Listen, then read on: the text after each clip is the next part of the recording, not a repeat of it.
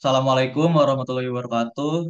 Perkenalkan, kami dari kelompok 6 Praktikum Komputasi Statistik akan menjelaskan kode pada Praktikum Komputasi Statistik Modul 5. Yang di sini beranggotakan saya sendiri, Baru Nabi Rawa, Jeremia Susanto, Najla Juwaria, dan Kai Mayada. Di sini pada kode yang pertama saya akan menjelaskan. Langkah pertama itu kita menetapkan set sheet-nya. Set sheet-nya ini diisi dengan 345. Set sheet ini fungsinya untuk mengacak bilangan di R. Dengan sheet yang sama, hasil dari bilangan acak akan tetap sama sampai seterusnya. Lalu ada fungsi yang Ranif 5. Fungsi ini menghasilkan 5 bilangan acak dari distribusi uniform, yaitu antara 0 dan 1.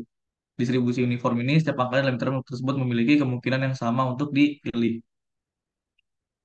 Lalu ada R norm di sini. Fungsi ini menghasilkan 5 bilangan acak dari distribusi normal atau distribusi Gauss. Kita buat ke variabel normal numbers. Kalau yang run if tadi dibuat ke random numbers. Lalu ada fungsi R binom, itu kita buat ke variabel sampel binomial. Fungsi ini buat menghasilkan 5 bilangan acak dari distribusi binomial yang akan melibatkan 20 percobaan. Dengan parameternya itu size-nya 20 dan setiap percobaan memiliki probabilitas sukses 0,5. Nah, lalu hasilnya nanti setelah di print akan menjadi seperti itu. Nah, lanjut ke blok yang kedua, kita menggunakan distribusi binomial. Yang pertama itu ada fungsi P binom. Fungsi ini tuh buat ngitung peluang kumulatif untuk kejadian paling sedikit itu satu orang tertular dalam 5 percobaan, di mana probabilitas ini seseorang yang tertular itu 0,3 atau 30%. Lalu ada lower tail false-nya digunakan untuk menghitung peluang lebih dari satu orang tertular, yaitu kebalikan dari yang true. Nah, lalu ada debinom. Nah, fungsi debinom ini ada parameternya itu ada X, size, sama probabilitas. Nah, fungsi ini untuk memberikan peluang bahwa akan ada ada X atau N orang yang tertular dalam 5 percobaan dengan peluang 30% per percobaan. Rumus ini tuh dihitung peluang bahwa dua atau tiga orang tertular dengan cara menjumlahkan peluang masing-masing dari distribusi binomial untuk dua orang tertular dan tiga orang tertular. Makanya kita masukin yang pertama itu dua sama ke tiga buat X-nya. Lalu ada di bawahnya ada dibinum lagi. Itu kita di situ buat ngitung peluang bahwa tepat tepat empat orang tertular dari 5 percobaan dengan probabilitas 30% per percobaan. Jadi di blok ini tuh buat ngitung berbagai peluang yang terkait dengan distribusi binomial, khususnya di konteksnya orang yang tertular. Lalu hasilnya nanti bakal seperti itu, ada probabilitasnya 0,4718, 0,441, 0,02835. Oke, lanjut ke yang blok berikutnya. Next, Jer.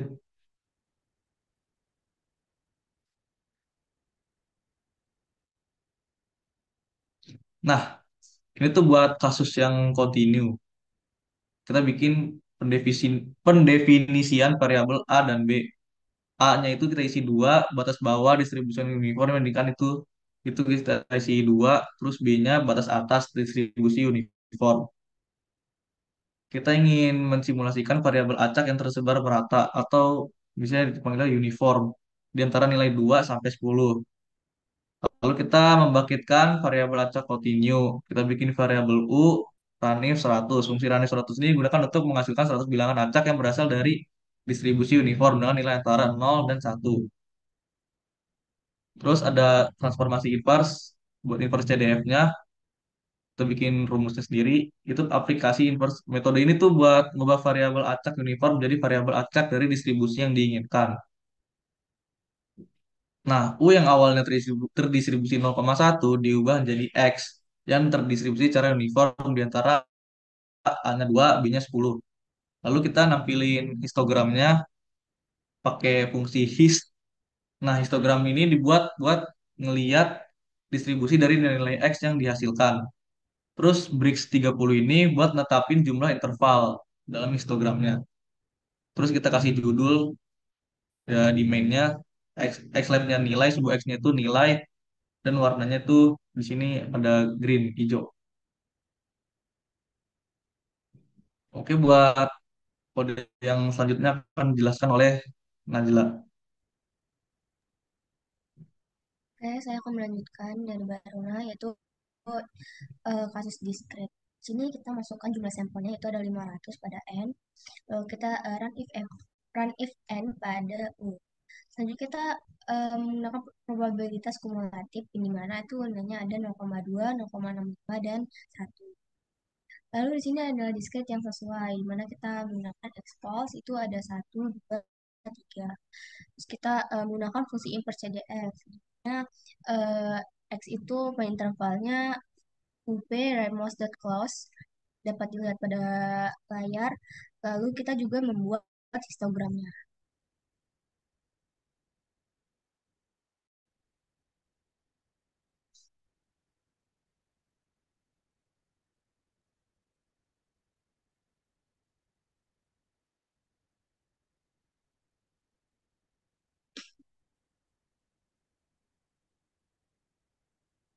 Lanjut aja nggak apa-apa, kayaknya laptopnya ngehang. Oke, lanjut aja. Nah, lanjut kita ke kasus pada model. Di sini kita akan masukkan beta 0 dan beta 1, di mana nilai beta 0 itu adalah 0,81 dan beta 1 itu adalah eh, 1,15. Nah, di sini kita masukkan B0 topi itu 0 dan B1 topi itu juga 0. Lalu kita masukin kondisi for I in-nya 1 banding 300. Terus dapat dilihat di sini ada X R norm 10, lalu kita masukkan modelnya tuh dari Y B0 tambah B1 kali X plus X epsilon. Nah, itu juga ada B0 topi dan B1 topi, di mana B0 topi mengambil objek dari koefisien itu yang dari 1 dan B1 topi itu koefisien dari 2. Lalu hasilnya itu, baru kita memanggil hasilnya itu di mana matriks dari mean B0 topi, standar deviasi B0 topi, mean B1 topi, dan standar deviasi B1 topi. Nah, dilihat tuh eh, pada hasilnya kita menampilkan mean dan standar deviasi dan B0 dan B1.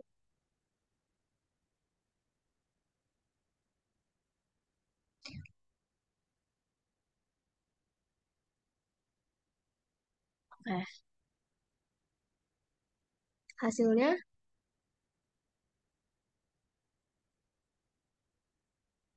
hasilnya terlihat pada layar. Oke, selanjutnya dilanjut oleh Jere. Oke, ini sepertinya laptopnya RStudio-nya ngehang ya. Nggak tahu kenapa, tiba-tiba banget, nggak biasanya. Ya, kita coba dulu run satu ya.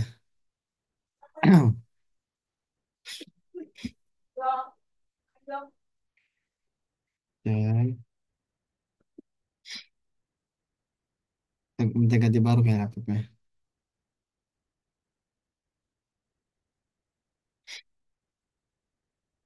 Ini run satu aja sahabat.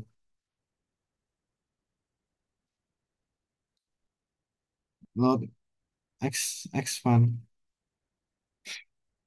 library kah? Oh, apa ini nggak tahu. Oke, lanjut aja ya.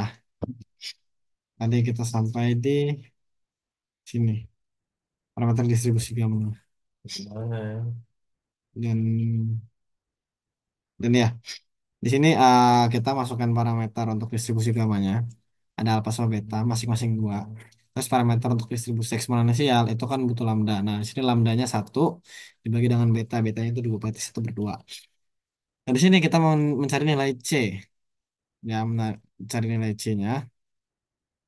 Nah, X value itu rentangnya adalah dari 0,01 sampai 10, ya kan? Terus layout yang artinya adalah banyak datanya itu adalah 1000. Berarti banyak datanya itu sekitar 1000. Terus istilah juga ini fungsi-fungsinya density gamma sama dengan 1/gamma kali alpha, gamma alpha kali alpha itu enggak, gamma alpha kali beta alpha kali X value dan segala macamnya ini memang agak sulit ya, karena ini sebenarnya bentuknya berupa fungsi, tapi dijadikan kalau masuk program kan nggak mungkin kita jalanin fungsi, jadi ini fungsi yang berupa program. Nah terus kita mau uh, cek untuk maksimalnya dengan density gamma value dibagi dengan density exponential value, dimaksimalkan dan masukkan ke dalam C. Nah terus jumlah sampel yang ingin diambil adalah 1000. Nah, dari 1000 ini mas ubah untuk menjadi data numerik, dimasukkan ke dalam variabel sampel. Kemudian kita mau lihat untuk I di dalam 1 sampai N sampel. N sampel kan 1000 ya. Itu 1 sampai 1000 ulang untuk data-data berikut ini. Kayak X proposal sama dengan eksponensial 1 red lambda. Itu untuk menghasilkan sampel dari distribusi proposal. Nah, terus menghitung densitas dari distribusi gamma secara manual. Ini fungsi gamma ya, sebenarnya ya. Density gamma, kepadatan gamma, kepadatan dari distribusi gamma ini fungsinya. Terus menghasilkan sampel dari distribusi uniform untuk membandingkan. Nah, ini run if ini adalah uh, menjalankan dari distribusi uniform. Mulai ini ada 1, 0, dan C. C sebagai batas atasnya. Nah, terus kita simpan di dalam U. Nah, if U kurang dari density gamma bagi dengan lambda kali X- eksponensial dari min lambda kali X proposal, sampel I sama dengan X underscore proposal, break. Itulah pokoknya. Nah, sebenarnya ini harusnya tampil ya, histogramnya ini tampil yang bawah ini. Tapi nggak tahu kenapa di atas ini, di atas dia nggak mau nampil. Nah, all. Ini nggak tahu kenapa di sini tuh maboknya.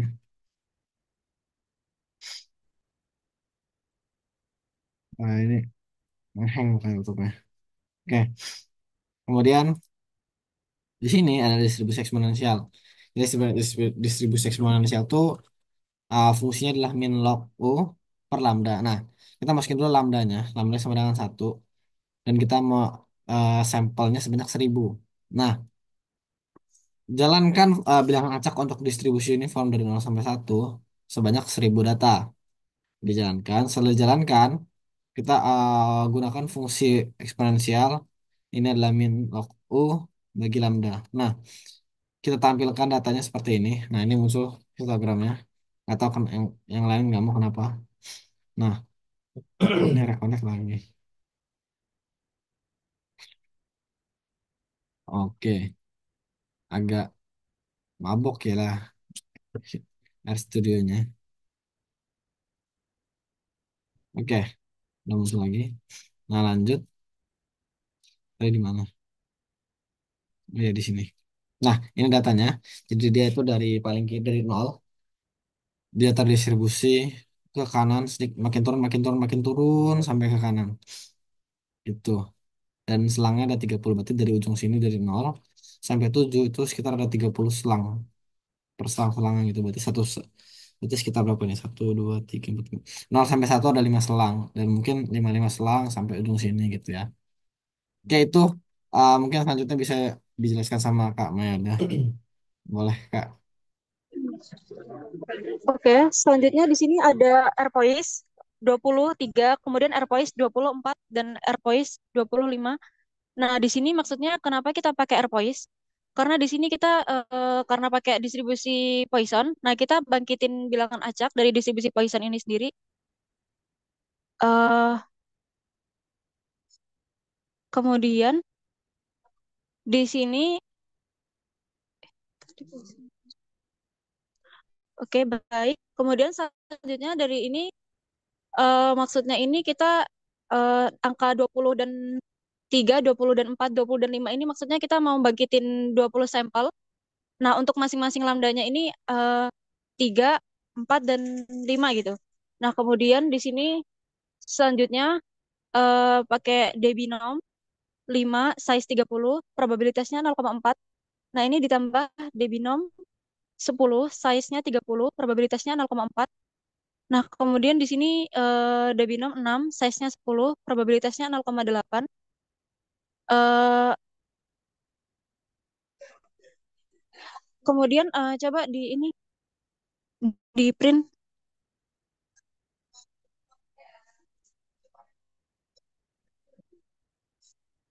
Ya ada salah deh dengan salah satu fungsinya dari library-nya. Nanti di run ulang deh. Kamu jelasin dulu aja kan nggak apa-apa.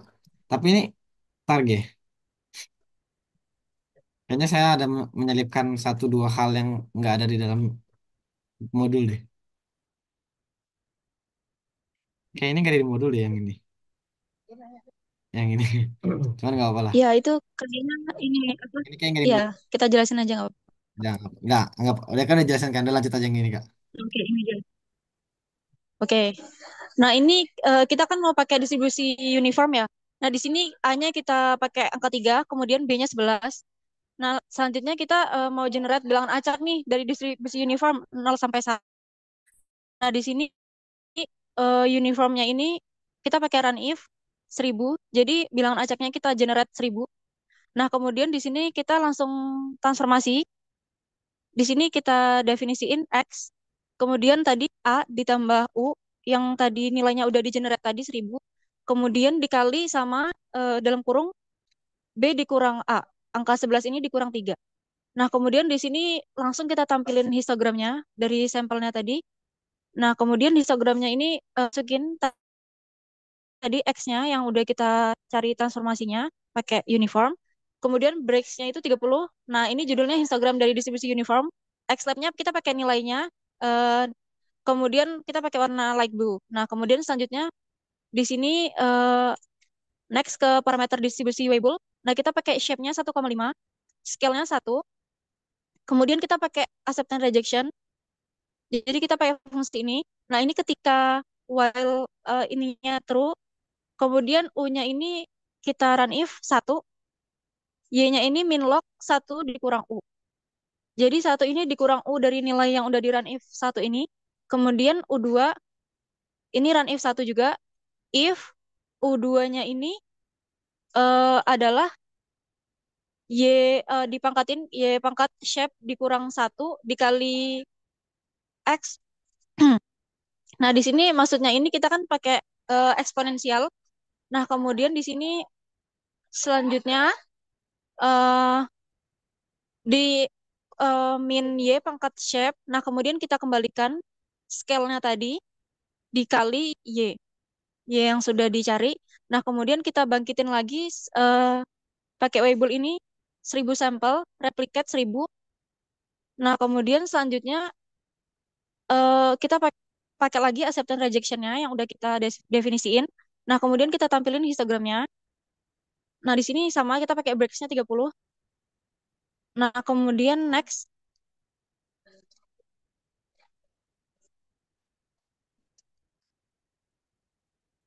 Nah, ini di sini kelihatan outputnya hasil dari Weibull distribution, acceptance rejection. Eh, baiklah, dari sini bisa kita simpulkan dari modul 5 praktikum ini bahwa kita ini diajarin buat bangkitin bilangan acak dan menghitung probabilitas dari berbagai distribusi. Nah, terutama kita pertama kan tadi ada pakai uniform gitu kan. Terus kita juga pakai distribusi lain kayak distribusi normal, eksponensial gitu. Pakai gamma tadi. Kemudian ada distribusi binomial yang untuk probabilitas diskrit gitu kan.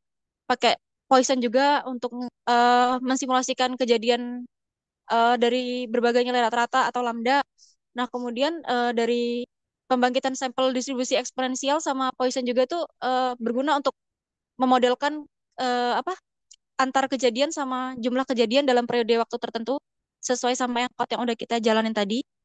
Nah, kemudian di sini juga secara simpelnya ini praktikum kita ini ngajarin gimana caranya metode regresi linear ini diaplikasikan ke dalam simulasi. Kita bisa memperkirakan koefisien regresi melalui perulangan gitu kan.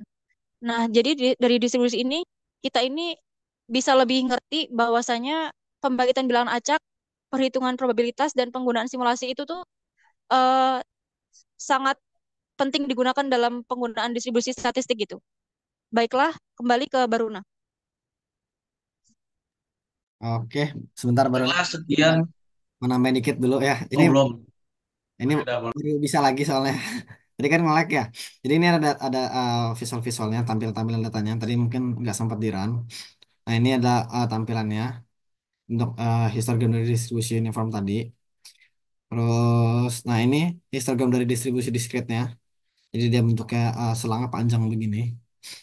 Terus mau lihat lagi, nah ini ada min atau misalnya bilang rata-ratanya dan standar deviasi dari B0 dan B1. Nah di sini kita lihat juga histogram dari distribusi gamma. Nah berbeda dengan distribusi lain ya. Kalau tadi di bawah ini eksponensial. Jadi dia dari kiri turun pelan-pelan. Nah ini agak dari kiri agak turun terus naik terus turun lagi gitu. Nah ini fungsi kepadatan sih sebetulnya, kepadatan dari distribusi gamma. Dan ini adalah histogram dari distribusi eksponensial. Nah, sebetulnya selesai di sini. Sebenarnya data selesai di sini. Kemarin ini tuh nggak ada sih, singkat singkat singkat gue juga nggak ada. Jadi tapi ya ini ada bonus aja sebenarnya. Jadi ya, sebenarnya praktikum selesai sampai di sini. Itu aja sih. Uh, Mohon maaf ya kalau tadi agak ngeheng-ngeheng dikit laptopnya karena tata ada fungsi yang mungkin udah apa namanya library yang udah ini udah di luar apa namanya udah basi outdated gitu. Makasih balik lagi ke Baruna.